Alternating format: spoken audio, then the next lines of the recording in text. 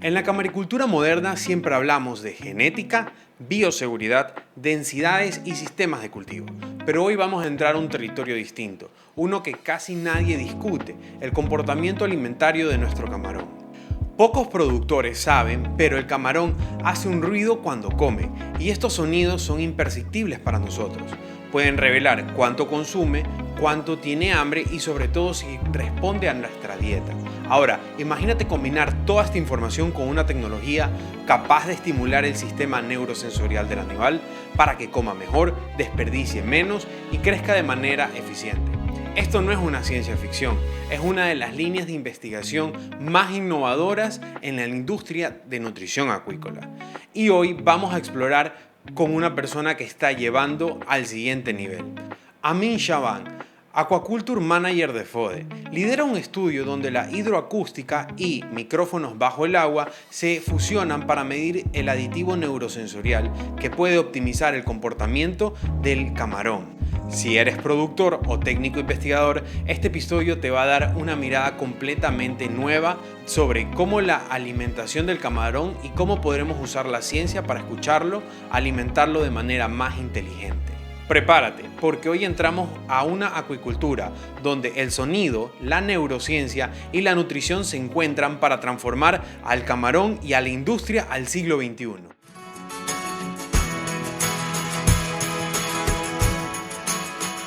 Amin, bienvenido a Voces del Campo. Muchas gracias, Luis José. Es un placer estar contigo aquí en Voces del Campo. No, créeme que el placer es mío y si me ven tomando la audiencia de YouTube un poco de café es porque Amin está en Francia y yo estoy acá en Ecuador, entonces hay una diferencia de horaria y acá estamos de mañana y allá está el término de la tarde. Claro. Yo me estoy tomando el café de digestión del almuerzo y tú el de la mañana. Eso es lo gracioso y lo bonito de tener el internet. Pero entrando un poquito ya en tema, vamos a hablar un poco sobre aditivos para la industria camaronera y sobre todo los nuevos aditivos neurosensoriales, ¿no? Y para ir aterrizando y para que la gente comprenda un poquito más, ¿dónde nace el concepto, Amin, de tecnología neurosensorial?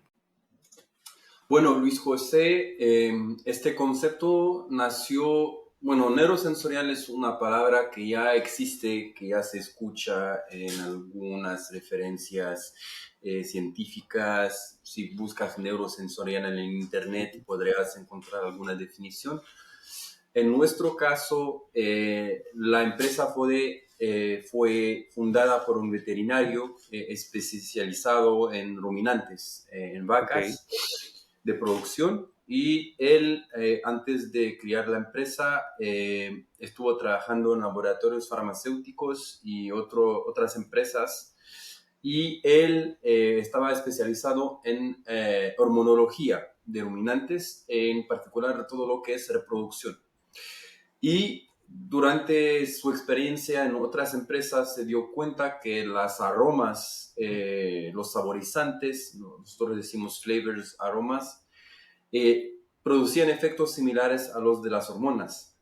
Entonces, el concepto de neurosensorial salió así, usando productos sensoriales, entonces que actúan en los sentidos, principalmente el olfato y el gusto, y generando una respuesta a nivel cerebral. Y así empezó el concepto en nuestra empresa hace casi 30 años. Wow, un poquito, pero para que la audiencia vaya teniendo en cuenta estos aditivos que vamos a hablar, vamos a enfocarlos a la industria acuícola, a enfocarlo un poquito al Claro. camarón. Y aquí viene mi pregunta, ¿cómo sale la idea de sensorial en dos especies diferentes, ¿no? Lo que es un crustáceo, el camarón, y lo que es un mamífero, los rumiantes, ¿no? Pues claro, de hecho, lo bueno de los animales marinos es que, bueno, eso es valable también para los terrestres. El olfato es el sentido principal de muchas especies de seres vivos. Y nosotros como humanos tenemos una visión más desarrollada, Yo creo que enfocamos mucho más en lo visual, pero los animales, no sé, un ejemplo, los perros, los animales del bosque, todos esos usan el olfato para encontrar comida, para encontrar individuos de la misma especie, de la misma familia, depredadores. Y entonces esos animales tienen un sentido de olfacción más fuerte. Entonces, y yo creo que en especies marinas es además mayor. ¿Por qué? Porque el agua penetra entre 0 y 200 metros máximo y que entonces los animales que viven en profundidad, los animales bénticos o que viven en profundidades más bajas, ya no hay luz y la mayoría de los animales necesitan usar el olfato para encontrar sus comidas, sus presas y por lo cual depredadores y todo lo que sea. Entonces, sabemos que esos animales ya tenían un sentido de la olfacción bastante desarrollado y nada más era ver si a nivel cerebral podríamos generar las mismas respuestas usando los compuestos que ya se conocían. Entonces, lo que hicimos es usar sí los compuestos que conocíamos en otras especies para el apetito y para todo lo que va a hacer atraer a los animales, la parte realmente olfactiva. Estudiamos las preferencias gustativas de esos animales de acuicultura, entonces camarón, patiblanco, peces y así empezó. Me parece interesante, pero sí me gustaría hacerte un hincapié. ¿Qué tipo de aroma percibe el camarón? Porque me imagino que es totalmente diferente al aroma que va a conseguir o los otros tipos de especies. El camarón es un animal, que se alimenta, es un animal béntico, un alimentador béntico, entonces él está ahí en el suelo, en el fondo del agua y ahí se mueve y ahí come. Y es un animal que es principalmente carnívoro y también un poco oportunista, conocido por comer también con específicos muertos, animales en descomposición, una capacidad parte necrófaga. Entonces, Ok. esos animales que los carnívoros necrófagos le gustan proteína, le gustan carne, le gustan animales músculo. Y de hecho, la primera cosa era ver cuáles eran las prensas naturales del camarón. Y el calamar, krill, peces pequeños, esos son los olores que uno va a buscar, porque Ok, naturalmente generan una respuesta en el camarón. ok. Ahora, ya bardeando todo digamos que el preámbulo y la parte introductoria, nos conocimos tú y yo en la Aquaexpo de este año, acá en Ecuador, y hablaste algo súper interesante en la charla que diste, ¿no? De que me diste el comportamiento de los camarones usando estos aditivos neurosensoriales con el tema de alimentación con hidroacústica, ¿no? Sí. Vamos desmenuzando poco a poco lo que tu investigación para que la audiencia vaya conociendo un poquito más. Y primer punto, ¿no? ¿Por qué eligieron el método de hidroacústica en su diseño experimental, ¿no? Es una buena pregunta, Luis José. Elegimos ese método, es un método que es básicamente, o sea, nuevo, es un nuevo método a nivel de nutrición de crustáceos.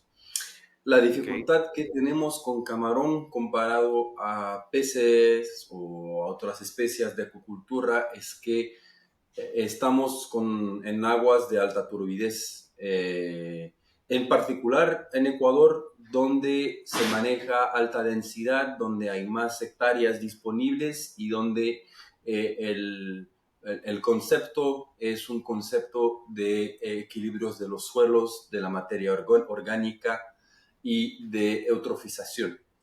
Entonces, en esas aguas que son muy turbidas no se pueden observar los camarones por observación visual y tampoco se pueden usar cámaras.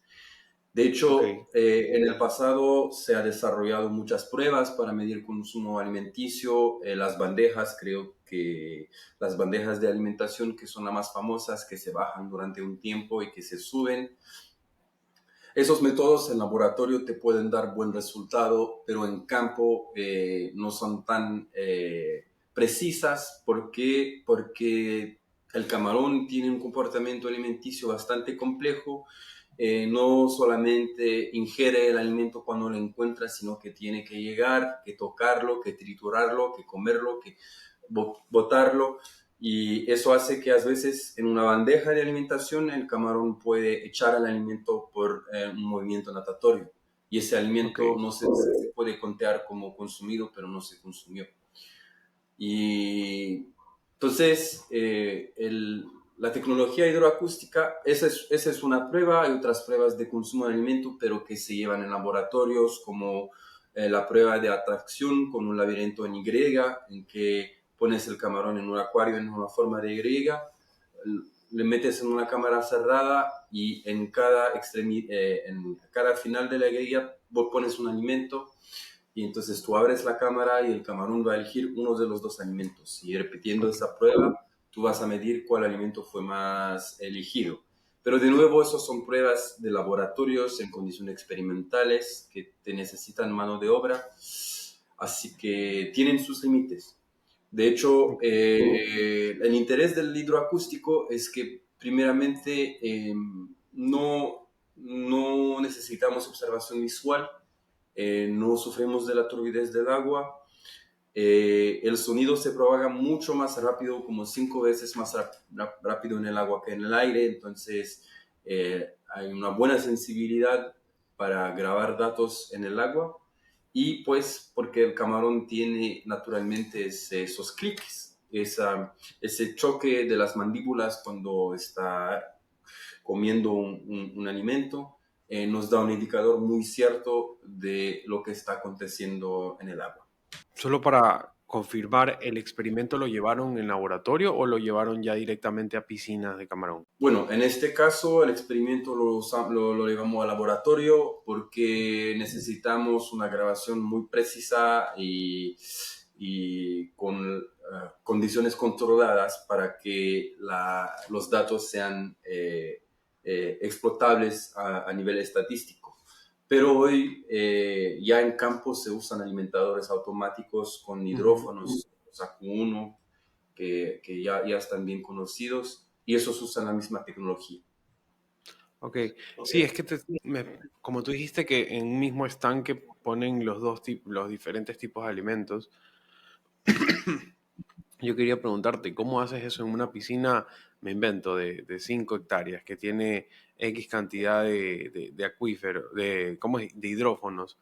Es más difícil medirlo, ¿no? Yo creo que ahí tal vez más fácil es hacer un experimento específico por piscina o como tú lo ves. Esos alimentadores varían entre modelos y marca. Generalmente van a tener un rango como un diámetro de dispersión del alimento, y eso te va a dar más o menos cuánta zona cobra tu alimentador.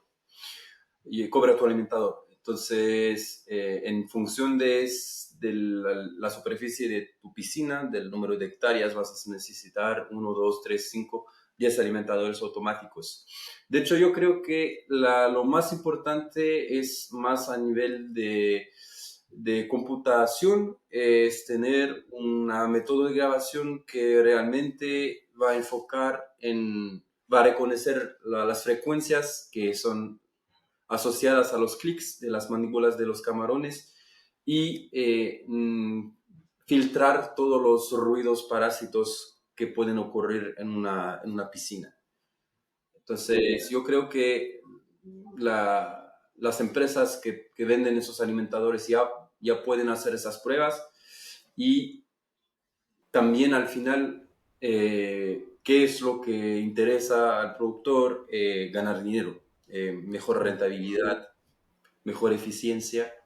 Entonces, al final, si incluyes ese tipo de alimentador automático en una piscina, mides los resultados productivos, consumo alimenticio, conversión, ganancia de peso, y que te sacas mejores resultados.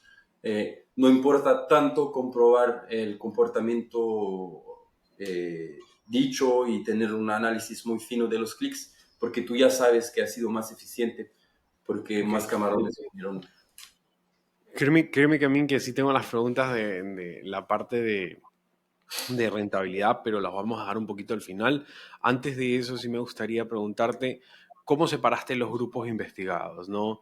Porque cuando estabas dando tu charla hablaste mucho de dos tipos de bueno, camarones ingenuos y camarones no ingenuos. ¿Tú crees que nos podrías explicar un poquito cómo estuvieron estos grupos estudiados? Bueno, trabajamos con la Universidad Federal Rural del Pernambuco en Brasil y ellos es un equipo que ya tiene experiencias con esa metodología de hidrófonos y han trabajado con otros proyectos usando esas mediciones y básicamente la idea es que queremos ver para medir de verdad el potencial atractivo de un producto, queremos ver cómo reaccionan los animales la primera vez que lo encuentran y cómo reaccionan cuando ya conocen este producto, especialmente nosotros, porque nosotros en nuestras tecnologías incluimos cosas que queremos que estimulan y regulen el apetito. Entonces, hacer una medición con camarones que decimos de ingenuos que nunca recibieron el producto para ver tan atractivo que cómo van a responder a nivel comportamental y hacer la misma prueba algunos días, semanas después con camarones que los consumieron y que se acostumbraron, nos da una visión más completa de la respuesta alimenticia al producto. Entonces, por eso usamos esos dos grupos. Camarones ingenuos los alimentamos con una dieta comerciales durante la aclimatación y después reciben una dieta con el producto en el aditivo neurosensorial y se siguen alimentando 2 semanas con misma dieta con el aditivo y repetimos la prueba y ahí lo llamamos de non ingenuos porque ya se acostumbraron al producto. Ok, y en ese proceso donde se acostumbran, ¿qué diferencias de comportamiento vieron entre los grupos? Vimos algo bastante interesante que interpretamos de nuestra manera. La primera cosa que vimos es que los camarones ingenuos, cuando recibieron la primera vez un alimento con un aditivo neurosensorial, aumentaron el comportamiento alimenticio. Es decir, que en los Ok, grupos, tuvimos cuatro grupos, un grupo control, entonces estanques en cuadruplicados y 3 grupos tratados. Vimos que todos los grupos tratados, todos los grupos tratados se observó un comportamiento alimenticio mayor, se consumió más alimento con el aditivo. Entonces, diciéndonos que sí, el aditivo ya estimuló los animales. Entonces, esa fue la primera observación. Y la segunda observación, vimos que los camarones no ingenuos tuvieron un consumo promedio más bajo que los camarones ingenuos, pero eso también en alimento control. ¿Por qué? Porque surgió un evento de mudas que no se esperaba de ok. crisis y eso sabemos hoy que es un factor de estrés para el camarón y un factor de estrés baja el apetito. Y eso es el concepto también neurosensorial que tenemos nosotros y te lo puedo detallar más tarde. Entonces, esos camarones eran estresados y en este caso son los camarones que recibieron la mayor dosis del aditivo neurosensorial que recuperaron un consumo de alimento igual a lo que tenían al inicio. Eso fue bastante interesante, Luis José, porque ¿qué nos dice? Nos dice que poner un aditivo neurosensorial a baja dosis nos da una muy buena tractabilidad, principalmente atractabilidad, entonces atraer nada más al camarón al alimento, pero cuando alimentamos durante un periodo marcado y acostumbramos al animal a tener un apetito estimulado y a reducir el impacto del estrés a una dosis alta, tuvimos un mejor consumo de alimento. No sé si me explico bien, porque yo tengo las gráficas en mente, pero las personas no, pero eso fue básicamente lo que se concluyó de este experimento. Ok, entonces si ponemos por bastante tiempo el comportamiento de consumo se va a aumentar más del camarón, si no me equivoco, ¿no? Bueno, no. Para ser más preciso, nosotros nunca no vamos a hacer camarón comer más que su límite. Eso no se Ok. puede. Pero alimentar el producto a largo plazo permite a que el camarón coma más en situaciones estresantes, en situaciones de desafíos. Entonces, si te llega cualquier desafío, baja temperatura, lluvias fuertes, cualquier evento estresante, tú vas a mantener tu consumo de alimento promedio y no sufrir de ese evento, bajar la productividad. Ya. Entonces, ¿tú cómo lo recomendarías? Ya digamos que ahorita tenemos a un camaronero que está interesado. ¿Cómo lo podríamos decir? Invento. Aplicarlo en todos tus alimentos que vas a poner en la piscina o preferir en estos cambios, me invento. Ahorita la temperatura en las noches se te puede bajar más de 20 grados, llegar a 19, 16. ¿Ahí sería interesante o cómo tú lo harías? Bueno, como dices tú, primeramente, ¿qué es la necesidad del productor? ¿Qué quieres mejorar? ¿Cuál es, cuál es tu problema? Si tienes algún problema. Y claro, la primera idea es usar el producto donde hay estrés, donde hay desafío. Entonces, si tú estás en un periodo de frío, de las temperaturas que mencionas de 20 grados, sí tendrías que incluir el producto de manera más continua para que siguen tus camarones comiendo, para que cuando llegue el alimento lo atraen y que consumen lo necesario para pasar esa etapa.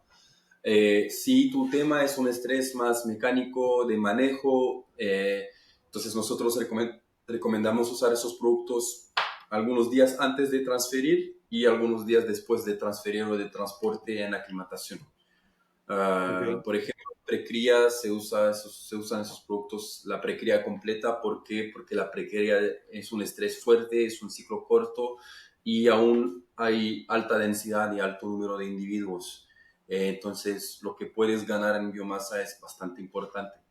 Entonces, eso sería nuestra recomendación.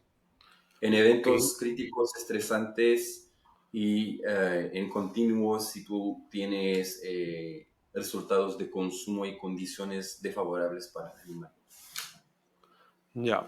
Ok. Y ahorita cuando estabas hablando de eso, tal vez no, creo que no lo hicieron en este experimento, pero sería interesante hacerles cambios en la temperatura del agua en el momento cuando comen, a ver si eso puede, aún así con este aditivo neurosensorial, puede, no sé, meterse más el camarón a seguir comiendo o no, porque ahí sí estamos poniéndole un estrés específico y muy, muy común en que te sale a cielo abierto.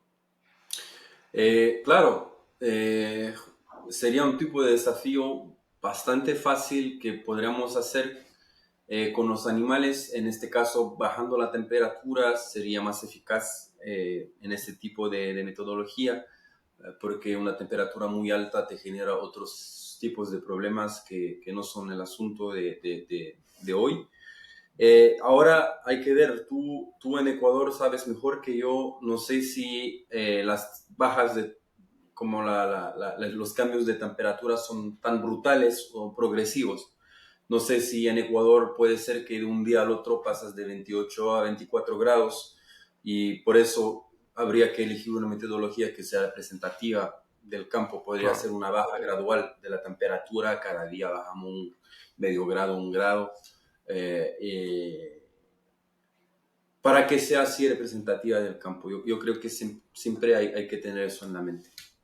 Bueno, para contarte algo, hace poco estuve hablando con unos cuantos camaroneros y me estaban diciendo que ahorita el problema es la mortalidad por las bajas de temperatura en la noche madrugada y eso mismo lo ven dentro de, ay, no sé, el alimentador automático te pasa una gráfica de comportamiento.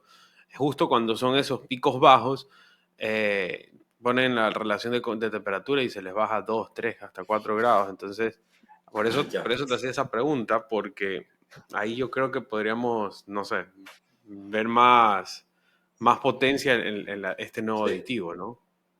Sí, claramente, totalmente. En este caso habrá que incluir en las dietas para que ya se asimila la parte antiestresante para que tener ese efecto poco regulado y claro, para hacer que cuando ocurren esas bajas temperaturas en la noche el camarón no sea tan impactado.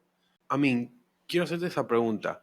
¿Cómo puedes, no sé, a ver, déjame formularla bien, porque yo vengo del mundo agrícola, pero sí te Sí. quería preguntar, ¿cómo puedes determinar un punto de saturación de la dieta, no? Porque ahí me invento, la idea no es sobrealimentar, que eso es gran parte de lo que estamos tratando, ¿no? ¿Cómo consigues detectar una dosis buena en el caso de aditivo en el alimento? Primeramente hay un criterio muy claro y muy fácil y que no tiene nada que ver con la ciencia, es el costo. Entonces, te voy a decir que tu primer factor limitante va a ser el costo y cuándo está listo el camaronero a invertir. Ya, Ok, sacando ese asunto que es económico, la experiencia de esa prueba con hidroacústica nos indicó que a nivel atractante, usando 1 gramo por kilo del aditivo funcionó mejor que 3 gramos o 5 gramos con camarones ingenuos que reciben por la primera vez el alimento. Es decir, que no hay que sobredosificar esas moléculas que son atractantes porque si son demasiadas vas a generar un rechazo. Es como si ok. yo te hago un pastel y le echo demasiado azúcar, demasiado chocolate, no te va a gustar porque es demasiado.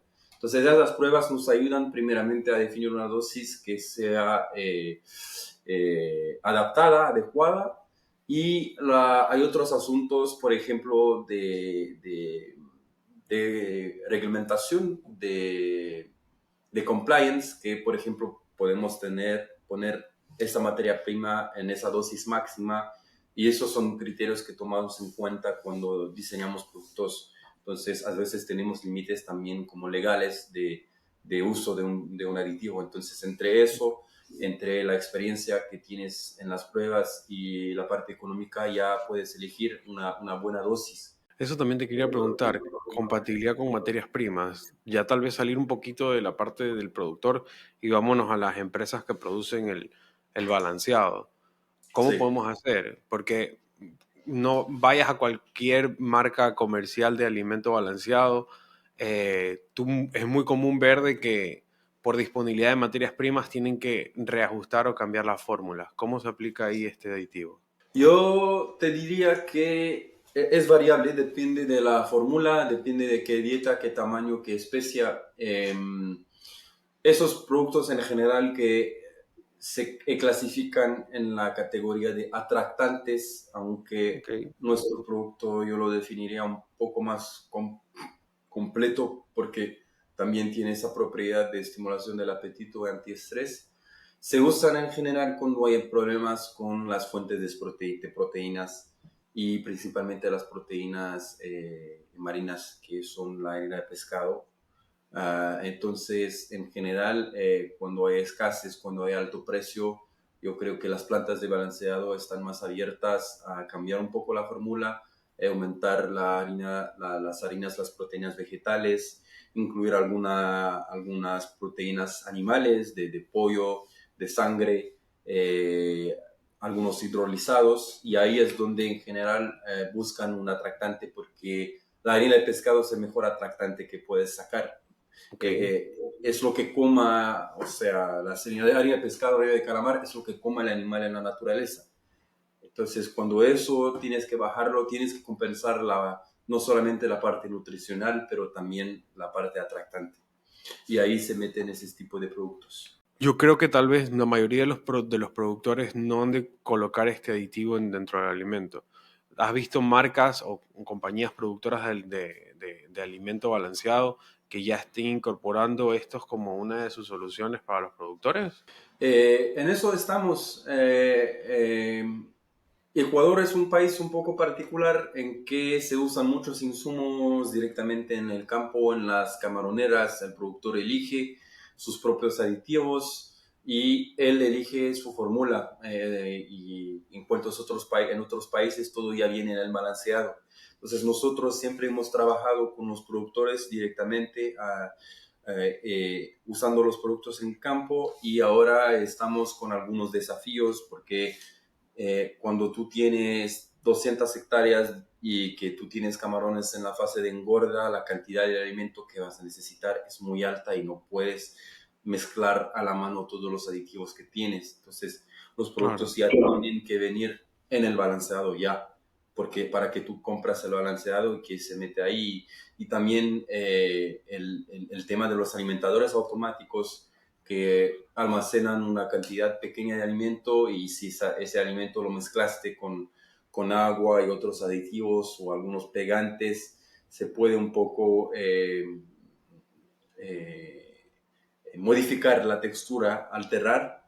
Así que en eso estamos. Ahora la idea es trasladar el experimento, el conocimiento, los resultados que tenemos en campo a plantas y estamos trabajando con algunos grandes de la producción de alimento para poder tener esa tecnología ya en planta. A mí, muchos de los desperdicios que tienen bueno, el alimento muchas veces es desperdiciado y es uno de los mayores costos, ¿no?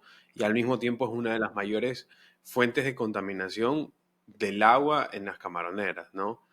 ¿Qué potencial tiene estos aditivos neurosensoriales para reducir esta contaminación? Justamente el objetivo es hacer que todos los camarones coman, todos los individuales, que yo creo que la gente de la industria ya sabe eso, pero para los auditores que no son del camarón, el camarón es un animal que tiene comportamientos jerárquicos. Es decir, que hay camarones dominantes que van a comer antes de los camarones dominados y que la cosa no es que todos los animales son iguales. Entonces, el objetivo es que si tú estimulas todos los animales de la piscina, todos van a estimularse a ir a comer, a buscar todo el alimento que está en la piscina. Entonces, cuando tienes un alimento desperdiciado, abajo de los alimentadores o en una zona de la piscina donde no hay animales. Esos son justamente los alimentos que se van a lixiviar y contaminar y dañar la calidad del agua.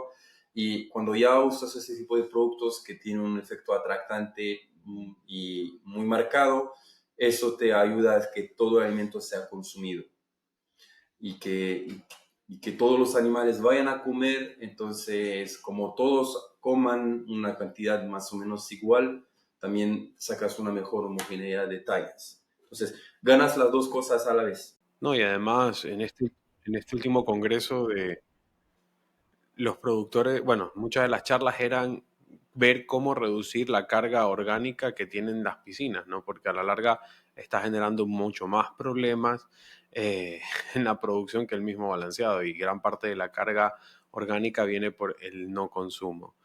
Entrando al tema de retorno económico, ahorita sí que estabas hablando al inicio, ¿qué podría esperar un productor al incorporar estos aditivos neurosensoriales? Un productor va a buscar un mejor, primeramente haciendo todos los camarones comer, es tener mejor biomasa. Entonces, ¿qué va a esperar? Va a esperar mejor sobrevivencia, hacer que más individuos coman y asimilan la energía necesaria para homeostasis y para sobrevivencia. Esa es la primera cosa que va a buscar.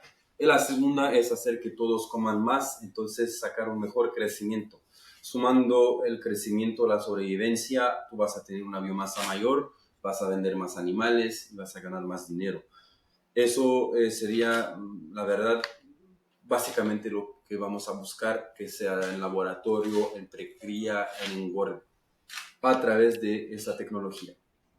¿Y algún momento han pensado en hacer, no sé, tal vez un análisis económico de no sé, llevar la piscina a utilizar netamente aditivos neurosensoriales, a no utilizarlos, o utilizarlos parcialmente, cuando tienes estos picos de temperatura o las condiciones de tu piscina no son las más ideales? ¿Hay alguna diferencia O sea, obviamente en precio, pero el punto es en esa rentabilidad al final. Claro, este trabajo es un trabajo que nosotros y nuestros socios en Ecuador, porque bueno, yo te estoy hablando desde Francia, desde mi escritorio, pero la realidad del campo está ahí a tu Ujú. lado a 10.000 kilómetros y ellos son los que más vean la realidad a nivel diario. Pero nuestro equipo siempre va a buscar cuando introducimos el producto en alguna nueva camaronera, la idea es hacer una prueba, midiendo datos, haciendo levantamiento de información y para realmente sacar con un informe completo de lo que hizo el producto. Entonces, en muchas pruebas que hicimos en Camaronera, medimos los parámetros, cuánto alimento se dio, cuánto aditivo se dio, que sea es el nuestro o otros tipos de productos, y sumamos los costos por hectárea y al final lo que queremos comparar para el productor es el costo por hectárea. Es Ok. realmente eh, sumando todos los parámetros y incluyendo los que no nos afectan a nosotros, que no afectamos nosotros directamente. Pero si, por ejemplo, tú tienes una estrategia de alimentación que te hace usar menos mano de obra, es una ganancia pequeña. Si subiste los parámetros productivos que vas a cosechar tu piscina un día antes, es un día de operación menos electricidad, menos mano de obra. Entonces, esos son los datos que nosotros recopilamos en nuestras pruebas. Hace poco yo estuve en el Congreso Expo Larva en Santa Elena en abril y presenté un estudio en laboratorios, en este caso, donde sí hemos hecho este análisis de inversión. Y Ok. claro, el producto se invierte, tiene un costo, pero el retorno sobre inversión es muy alto. Y lo que se gana en larvas, en biomasa para vender, compensa mucho la inversión. Amin, ya estamos cerca de la recta final del podcast. No me quiero ir sin preguntarte. eh, la tecnología no está, no digo, nunca decir que estamos al final porque siempre hay más innovación, más nuevas incorporaciones a la industria. ¿Tú cómo ves o cómo ves el futuro de los aditivos neurosensoriales en un mediano o largo plazo? ¿Tú crees que los vamos a aplicar todos acá? Bueno, un producto, una tecnología siempre tiene una vida útil, si puedo Ujú. decir, y tiene un ciclo de vida. Cuando llega algo que sea innovación, le va a costar entrar, va a generar ruido, se va a usar y después se va a caer porque van a surgir alternativas más competitivas, alternativas más innovadoras. Nosotros ya tenemos 15 años en Ecuador con nuestra tecnología y la verdad te cuento que no tenemos realmente un equivalente hoy en Ecuador. Ahora nuestros productos no son perfectos, no existen productos perfectos. La verdad son una respuesta a problemáticas que pueden tener los productores. Entonces nosotros no vamos a entrar a todas las camaroneras porque todas las camaroneras no tienen problemas que se necesitan resolver por nuestra tecnología. Creo que sí vamos a seguir creciendo porque nosotros usamos también en un tema de sostenibilidad, por ejemplo, nosotros no usamos ingredientes de origen animal o marino, entonces yo creo que ese tipo de productos tiene un futuro en la industria. Y yo creo que a nivel de genética también hay un potencial aún alto de mejoramiento a nivel del camarón y en investigación científica hay mucho más para saber del comportamiento alimenticio, del sistema cerebral, de la neuroendocrinología del camarón. Disculpa, la palabra es medio difícil, pero eso hay aún mucho espacio. Lo que a mí me gusta en ecocultura es que si lo comparo con producción pecuaria, en producción pecuaria ya sabemos mucho, ya hemos empujado la genética casi al máximo. En los pollos estamos buscando mejorar puntitos, porcentajes muy chicos de lo que ya se hace. En cuanto a la ecocultura, aún hay mucho para hacer. Entonces, te diría que sí hay futuro, yo le veo unas buenas perspectivas a esos aditivos, pero uno siempre va a necesitar adaptarse al mercado, innovar, estar al tanto del estado de conocimiento científico y del mercado y más que todo de lo que necesita el campo para que las soluciones que ofrece uno siempre sean adaptadas a la necesidad del campo. Sí, no, además en esta sociedad o en esta industria lo que más abundan es problemas y siempre hay Sí, que tener el I+D para que te ayude a solventarlos. A mí, exactamente. ¿cómo la gente te pudiera contactar si quieres seguir no sé, hablar más sobre este nuevos tipos de aditivos o tal vez hacerte un tipo de consultoría o algo por el estilo? Bueno, tengo mi LinkedIn, yo creo que te lo pasé, me podrán contactar por LinkedIn, se usa bastante aquí en Europa.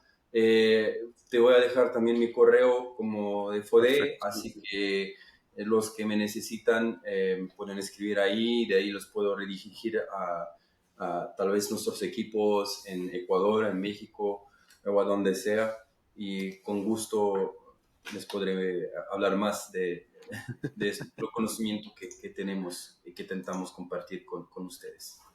Igual Y, van a tener en la descripción todos los enlaces a la empresa de Amin, también su LinkedIn y su correo para que sea más fácil, porque ya me ha pasado que me escriben por WhatsApp pidiendo los contactos del entrevistado. Amin, un, un mensaje que quieras darle a los acuicultores de toda Latinoamérica que te están escuchando. bueno, yo les agradezco de hacer vivir esa industria que es fascinante. Sabes, a mí la gente siempre se ríe cuando les digo que trabajo en camarón, porque el camarón es un animal medio chistoso así, pero yo creo que necesitamos gente como tú, Luis José, que nos da más voz, que representa más la industria y que vulgariza más lo que se hace, porque es una industria apasionante, es una industria con mucho trabajo, mucho esfuerzo, mucha investigación. Entonces, les agradezco a todos los productores que trabajan en las condiciones que conocemos para mejorar la industria y hacer llegar proteína acá en el supermercado que tengo a 10 minutos en Francia. Y animo y que nosotros aquí en Francia tratamos de compartir nuestro conocimiento científico, nuestra experticia en extractos de plantas, en aditivos y lo que sea. Y es muy importante también que nosotros aprendemos de ellos y del campo, de la realidad, del terreno, porque estamos lejos y la realidad es allá.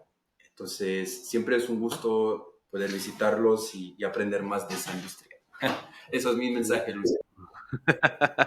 Y eso nos lleva a recordarles a la audiencia que se suscriban, le den like al canal, contesten la encuesta en Spotify y en YouTube y no se olviden calificar el canal en YouTube y en Spotify. Y con esto mi mensaje final es una población informada, es una población que sabe dónde ir y cómo llegar. Nos vemos hasta el próximo episodio, amigos del campo. Nos vemos, amigos. Muchas gracias, Luis José. Nos vemos. Hasta luego.